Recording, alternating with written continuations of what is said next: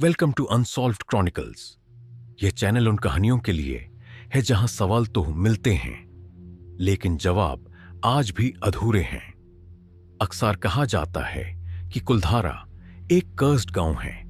लोग कहते हैं कि एक ही रात में पूरा गांव अचानक खाली हो गया। आज भी जब लोग कुलधारा जाते हैं तो सबसे पहले भूत, श्राप और पैरानॉर्मल कहानियों की बात होती है। लेकिन अगर हम थोड़ा रुक कर सोचें तो एक सवाल खुद ब खुद सामने आता है। अगर यह सिर्फ डर का मामला था तो फिर यह गांव इतना शांत और इंटैक्ट क्यों है? और अगर यह कर्ज था तो फिर एविडेंस इतना कम क्यों है? शायद कुलधारा की कहानी उतनी सुपरनैचुरल नहीं है जितनी हमें बताई जाती रही है। शायद यह कहानी एक सोचा समझा कलेक्टिव ह्यूमन डिसीजन की है। कुलधारा राजस्थान के जैसलमेर के पास स्थित एक पुराना गांव है। यह गांव लगभग 200 साल पहले छोड़ दिया गया था। यहां रहने वाले लोग पलीवल ब्राह्मण थे। ये लोग अपने समय में खेती, पानी के मैनेजमेंट और ट्रेड के लिए काफी जाने जाते थे। राजस्थान जैसे कठिन इलाके में रहकर भी यह लोग पानी को संभलना जानते थे। इसका मतलब यह है कि ये लोग सर्वाइवल के मामले में जल्दबाजी में डिसीजन लेने वाले नहीं थे। आज जब हम कुलधारा देखते हैं तो ये गांव खोखला या टूटा हुआ नहीं लगता। घरों की दीवारें खड़ी हैं, गलियों का लेआउट अब भी समझ आता है, मंदिर बिल्कुल सुरक्षित है। ये सब चीजें एक ही बात की तरफ इशारा करती हैं। अगर लोग भगे होते तो यह जगह ऐसी नहीं दिखती। सबसे मशहूर कहानी यह बताती है कि उस वक्त के जैसलमेर के मंत्री सलीम सिंह गांव वालों पर ज्यादा टैक्स लगाते थे और एक पल्लीवाल लड़की से शादी का दबाव बना रहे थे। इस वजह से गांव वालों ने एक रात में अपना सामान उठाया और पूरा गांव छोड़ दिया। जाते जाते उन्होंने गांव को कर्ज कर दिया ताकि कोई और यहां कभी ना बस सके। यह कहानी ड्रामेटिक जरूर लगती है, लेकिन जब हम थोड़ा लॉजिकली सोचते हैं तो काफी सवाल खड़े हो जाते हैं। सबसे पहला सवाल, अगर जबरदस्ती या वायलेंस होता तो उसके निशान कहीं ना कहीं जरूर मिलते। लेकिन कुलधारा में कहीं भी लड़ाई, मारपीट या तोड़फोड़ के साइंस नहीं मिलते।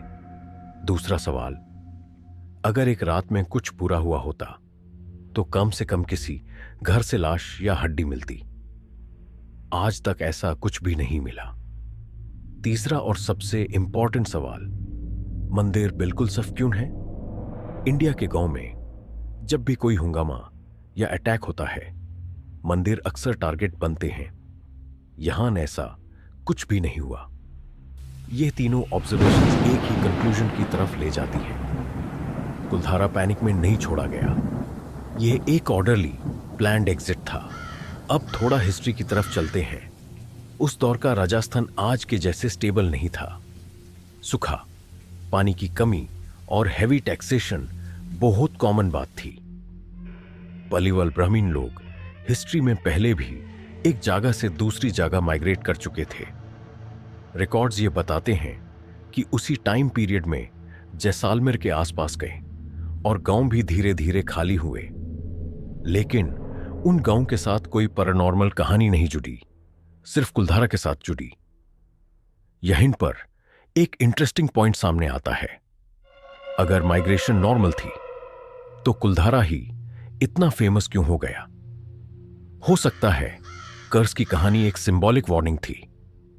एक ऐसी वार्निंग ताकि कोई वहां दोबारा बसने की कोशिश ना करे, क्योंकि अगर कोई वापस आता तो रिसोर्सेस पर फिर से प्रेशर पड़ता। और हो सकता है डर को कहानी का रूप इसलिए दिया गया ताकि सच को छुपाया जा सके। ब्रिटिश पीरियड के रिकॉर्ड्स भी इस बात को सपोर्ट करते हैं। कहीं भी मैस वायलेंस या फोर्स्ड इवैक्यूएशन का मेंशन नहीं मिलता। अगर सच में कोई बड़ी ट्रेजेडी होती तो ब्रिटिश एडमिनिस्ट्रेशन उससे इग्नोर नहीं करती। लेकिन यहां रिकॉर्ड बिल्कुल शांत है। अब सबसे बड़ा सवाल अब भी जवाब मांगता है। इतने सारे लोग एक साथ बिना हंगामे के, बिना लिखित रिकॉर्ड के कैसे निकाल गए? किसी ने कुछ लिखा क्यों नहीं? किसी ने बाद में आकर अपनी जमीन क्लेम क्यों नहीं की? और अगर यह डिसीजन पहले से लिया गया था तो पूरी कम्युनिटी ने इतनी सीक्रेसी कैसे मेंटेन की? यहीं से कुलधारा एक नॉर्मल हिस्टोरिकल इवेंट नहीं रहता। यहीं से ये एक रियल अनसॉल्व्ड मिस्ट्री बन जाता है। कुलधारा का सबसे बड़ा राज शायद भूटियाकस नहीं है, शायद ये एक कलेक्टिव ह्यूमन डिसीजन था। सर्वाइवल के लिए लिया गया एक मुश्किल लेकिन जरूरी फैसला। और शायद इसी वजह से यह कहानी आज भी जिंदा है, क्योंकि कुछ जगहें इसलिए डरावनी लगती हैं क्योंकि वो हमें अपनी हिस्ट्री के सच के करीब ले जाती हैं। और कुलधारा शायद आज भी वही कह रहा है। अगर आपको ऐसे रियल, लॉजिकल और अनसॉल्व्ड इंडियन मिस्ट्रीज पसंद हैं तो अनसॉल्व्ड क्रॉनिकल्स को सब्सक्राइब करें।